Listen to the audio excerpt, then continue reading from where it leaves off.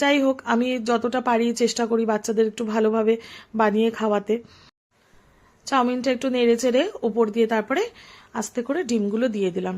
আমি ডিমের ওপর দিয়ে একটুখানি চিলি ফ্লেক্স ছড়িয়ে রেখেছিলাম, যে যাতে ফ্লেভারটা বেশ ভালো আসে চাউমিনের মধ্যে, ভালো লাগে চিলি ফ্লেক্স দিলে পরে, থাকলে পরে দেওয়া যায়, না থাকলে না দিলেও হয়। এটা তো একদম ঘরের রান্না, একদম রেস্টুরেন্টের মতো করা যায় না, সম্ভব হয়ে ওঠে না ঘরের রান্নাটা করা। তো যাই হোক, আমি একটুখানি চিলি ফ্লেক্স ছিল আমার কাছে, তার জন্য দিয়ে দিয়েছিলাম।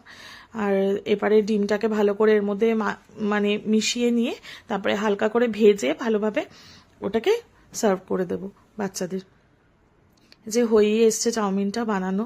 এবারে ওপর থেকে একটুখানি আমি কেচাপ দিয়ে দিয়েছিলাম, কেচাপ দিয়ে তারপরে ওদেরকে বাচ্চাদেরকে মাখিয়ে সার্ভ করে দেবো।